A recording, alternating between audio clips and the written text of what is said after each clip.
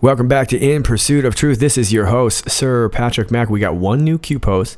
I'm gonna read that post. We're gonna read some review, and then we're gonna work a little bit on Red Sparrow, and then we're gonna talk a lot today about the map. And I don't mean the Q map. I'm talking about the Mappy map in particular. Today we're gonna go with the Googly map. So if you want to set up your Googly map, go ahead and do so. But let's get to the Q post. Before I do, let me just note to you that you see the date up here. I have April 15, 2018. For some of you who've been questioning why it seems like my videos come up before you, that's because I'm probably in a different time zone as you, okay? Here we go. 24 minutes after the hour of 1. We have a reference to an old Q post from April. Is that April 6th or April 8th? It looks like April 8th. Night, 4 in brackets, increase in chatter, authorized B19-2, Sparrow red, prevent at all costs, good. Castle_online Q. And then we have a reference to some quotes from Lieutenant General Mackenzie. 79 missiles destroyed the Barza Research and Development Center. This will set the Syrian CW program by years.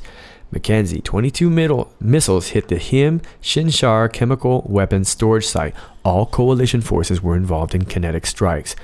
2 U.S. Air Force B-1 Lancer bombers launched 19 missiles. We have not seen any military response from actors within Syria since the strikes. We positioned defensive counter-air assets around Syria, and these are still actives. And as you can see, the date here is from the 14th. This is back on the 8th, and this is from the 14th, in which Q says, expand your thinking. The date versus actual. Iran next. Trust the plan. April showers. Then we have showers in bracket. Do you believe in coincidences? Q. Okay, that is the new Q post, and we're going to talk about that. Okay, but before we do, because I had deleted my video yesterday, and the reason I did that is because of my time zone. I had gotten the Q post, but I had not yet gotten the news of the bombing, and so I just redid the video, and we did a shorter one yesterday.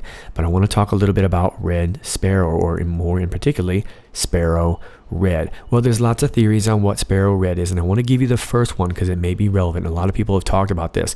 Obviously, there's a reference to the movie Red Sparrow, and there's some people thinking that the moving of the word could mean that whatever this Red Sparrow was, which is a movie about a spy, could be flipped around. Does that mean that the spy is flipped around? Just something to think about as we move on. But I want to take you over here real quick, and I talked about this last week. This is Raytheon's Sparrow missile. Remember I was talking about the Sea Sparrows?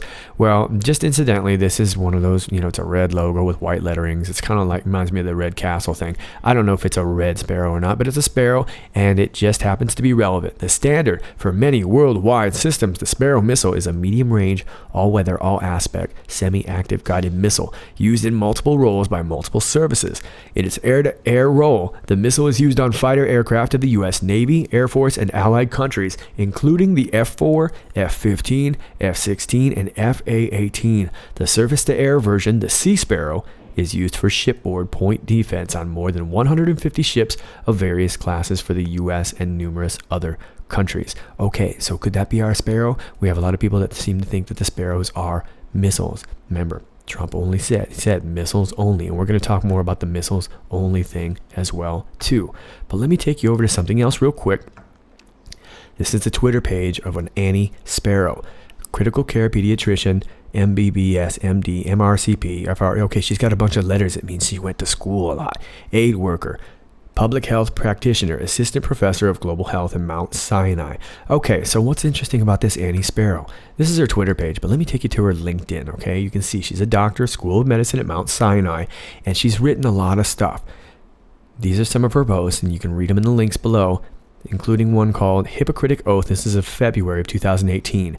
How the World Health Organization and other international agencies aid Assad's war against Syria's civilians. And then we have another one of a cover-up here, Anatomy of a Cover-Up. How at World Health Organization, Syria profits from war polio while denying its complicity with and even financial subsidization of Assad's atrocities. Okay, so you can read about her a little bit. And this is her summary. I won't read the whole thing. I'll give you the link, but I do want to highlight this here. And let's see if I can make it bigger. Yeah. She has traveled repeatedly to the Syrian border in the last 2 years to document the health crisis and also to train Syrian doctors in critical care and infectious disease.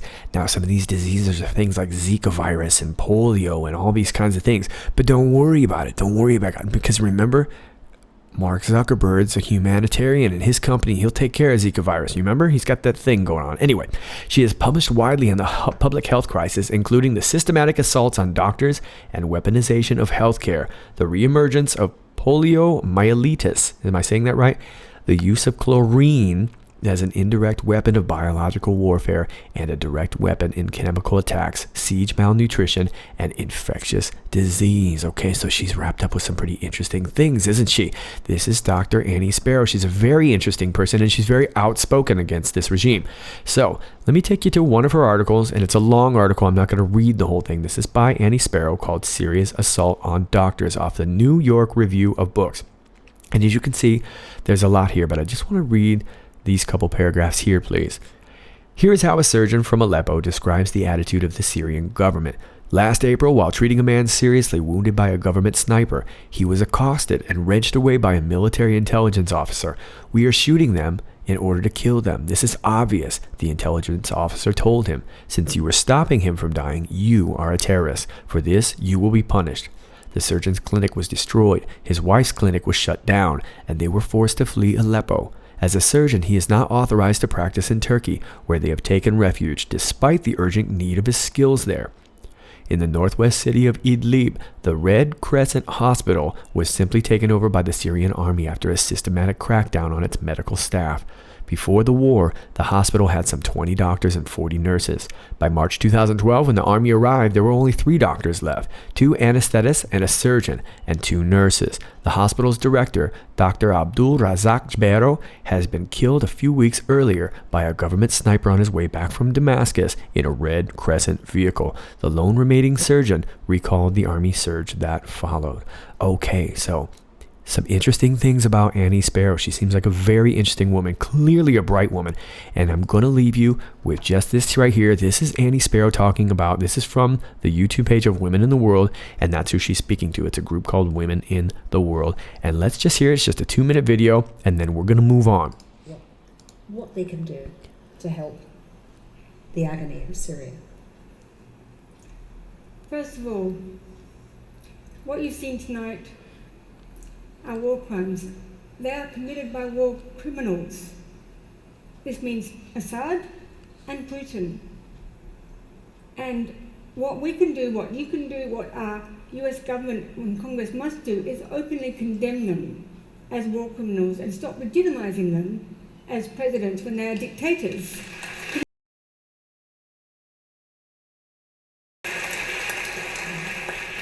And as part of that, Trump must act and put a lot of pressure on the UN Secretary General to appoint the special prosecutor authorized by the UN General Assembly in December and get on with it and start gathering the evidence for the trial that will prosecute these war criminals. And then, secondly, the US government and every other donor government has to stop working with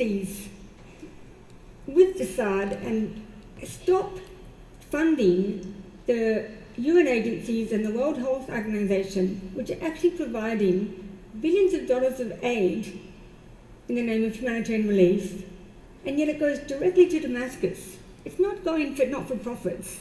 It's going to Assad-sanctioned, approved businesses disguised as NGOs that are all run by Assad's family and friends. So that's billions of dollars are then subsidizing Assad's killing machine. That has to be frozen until they stop targeting the hospitals, killing kids in their sleep, executing not only doctors but all manner of activists who are against this.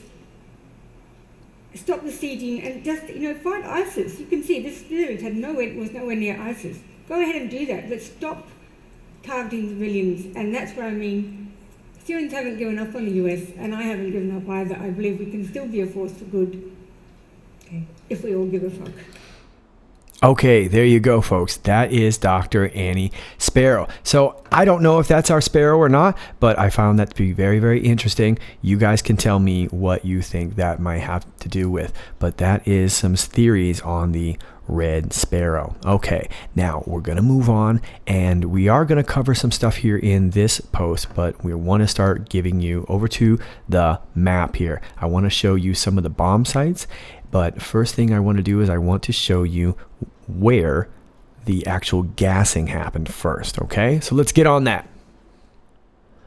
Okay, guys, we are starting our map here in Damascus, and as you can see that I made a little point here of reference for you. We're going to zoom in on Damascus, and if you start to look on the eastern side of town, we're going to find an area called Bab Touma and Al Ghouta, and Ghouta is kind of this whole big area here. There's a lot of towns that we can talk about, but I want to talk about just one more in this particular case, which is up here. And because you can see there's a main line here that goes here up to Douma. And you've probably heard these names before, and they're all going to be relevant. But let's take you back to Bab Douma. Okay, this is Old Town Damascus here. Looks like the old city walls here.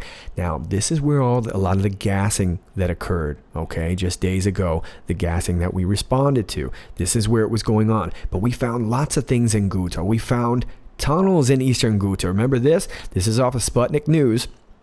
As of February 25th, 2018, the Syrian army and its allies have liberated dozens of villages, towns, and farms from jihadist terrorists in eastern Ghouta, once considered the jihadist main bastion in the war-torn country. Government forces, while combing liberated neighborhoods in the town of Ain Tarma in the eastern Ghouta suburb located 9 miles east of Damascus, have discovered a tunnel network running under houses dug by terrorists for movement, as well as weapons and ammunition storage. The state-run Sana news agency reported soldiers also found a workshop used by the jihadists to make artillery shells and explosives.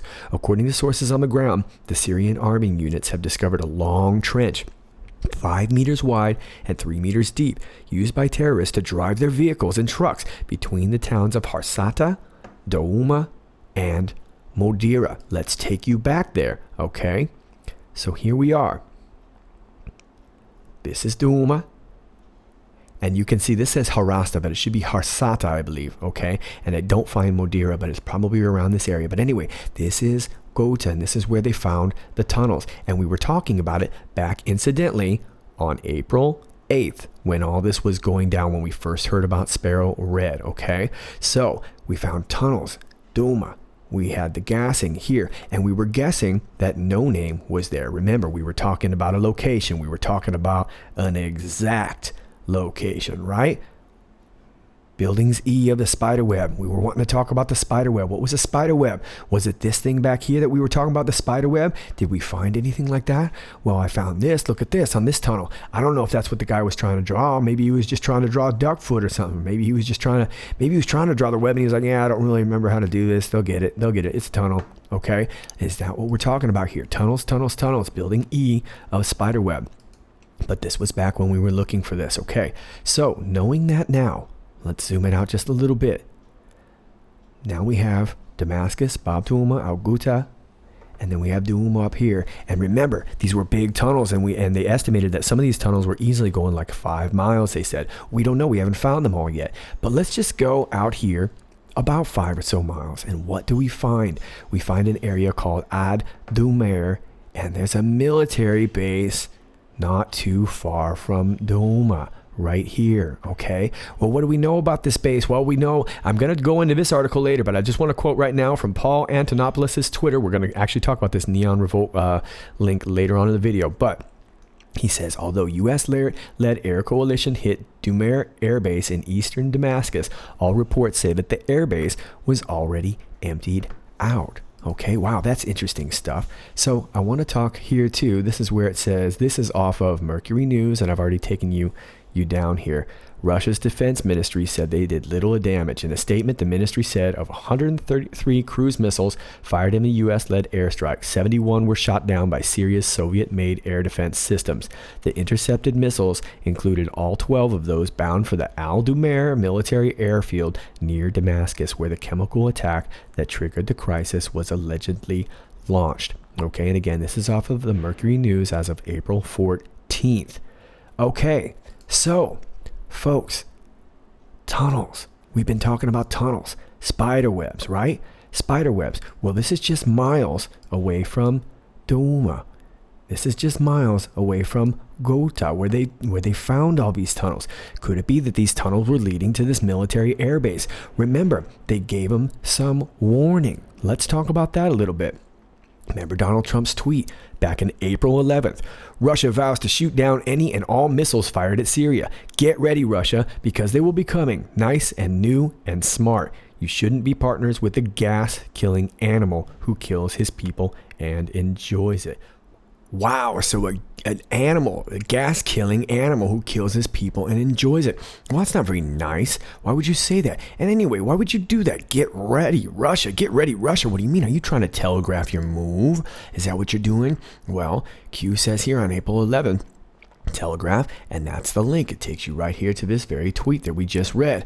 Wow, so you're letting Russia know that the missiles are coming. Why would you do that? That's so silly. The president never telegraphs his move. Remember? Why did POTUS announce his intention to pull out of Syria? POTUS never telegraphs his moves. Think logically, moves and counter moves. Okay, so this was incidentally, again, on April 8th, right around the time we were looking for these dudes.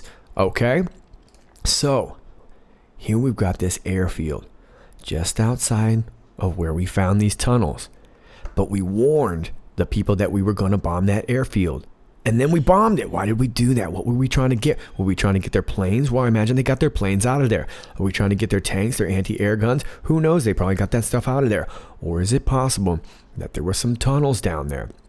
Some tunnels that look a little bit like that we were hitting up. Now, who knows what was under there? They found hospitals. They found all sorts of offices. They found storage sites. They found tons of things. I'm sure they're probably going to keep finding more stuff.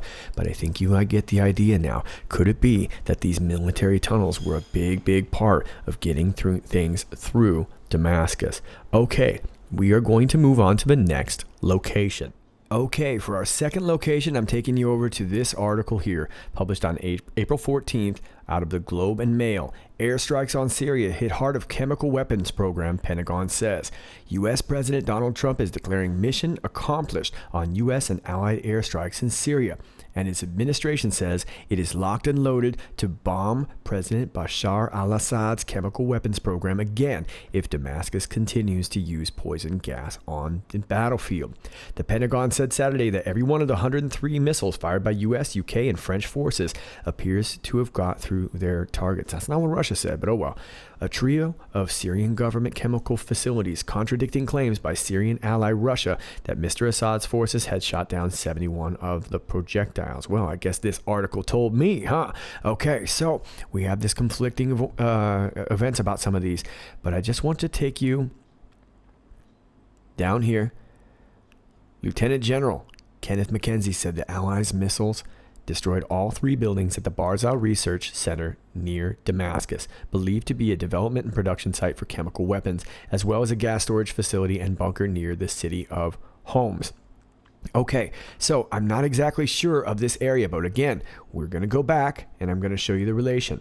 All right, if you can see where I'm waving, here's Damascus, Bab Touma, Ghouta, this is where all the tunnels were. Douma up here, okay, Al Ghouta here, and we are going to go to Barzeh, which is right here. Now, Barzeh doesn't seem to be a big district, but this seems to be the general district, and I don't know exactly where we are here, but I noticed this area right here, and I could be wrong, but I'm just guessing, folks. Hang with me.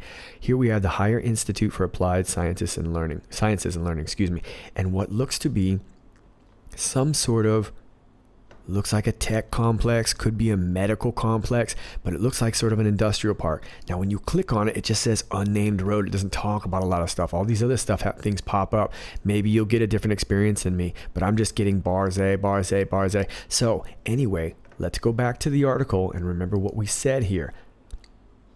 Destroyed all 3 buildings at the Barzeh Research Center near Damascus, believed to be a development and production site for chemical weapons, as well as a gas storage facility and bunker near the city of Homs. Okay, so let's look at it again. Now, we've got more than 3 buildings here, but could it be these 3 buildings? I don't know, and I don't even know if these are the correct buildings, but as we zoom out, you'll see everything else is kind of urban. Okay, kind of urban.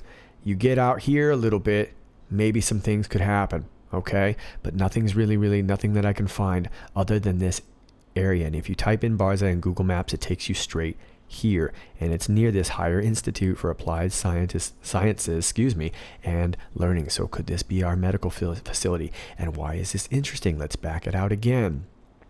Now, if you look at it in relations to the rest of the city, once again, within about 5 miles of our tunnel system. Remember what they found in the tunnels? They found medical supplies. They found all sorts of weapons storage. Okay, they found oil and gas. Okay, all these kinds of things. Here we go. Could it be this area? That is our second location. We're going to move on to the third. To talk about our third location, we are going to the USA Today, published April 14th, 2018. What we know about the U.S. airstrikes on Syria. Okay, and I'm going to take you down here. What happened? Precision missile strikes targeted 3 Syrian chemical weapons facilities, a scientific research center near Damascus, which we talked about, a chemical weapons storage facility west of Homs, and a storage facility and command post near Homs. Unleashing 105 missiles, the U.S., British, and French forces leveled at least one building and set back the country's chemical weapons program for years, Pentagon officials said. Trump called it a perfectly executed strike in a tweet on Saturday. Okay, so let's take you to Homs.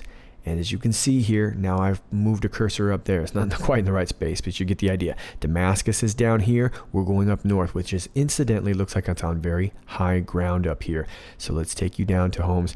Now, I couldn't find much here. And again, folks, this is all speculation here. I'm just trying to give us a visual picture of where some of this stuff is. The exact sites, I don't know. But I want to give you an idea of how the map works and kind of where these things are. So this is Homs. Now, there was an interesting story about Homs, and before we go into the map, let me take you to this story. This is back January 2nd, 2018. In Homs, Assad accused of using military for urban planning scheme. Urban activists and residents in Syria's third largest city say Assad's forces have intentionally destroyed traditional buildings in the city center, but not for military reasons. The driving force is a controversial urban planning scheme called Homs Dream. From Homs has documented, Bassel, a photojournalist from Homs, has documented what he calls the intentional destruction of his city, the third largest in Syria, over 2 years of sieges and battles. He says he has noticed a pattern. Certain buildings with no military value have been targeted.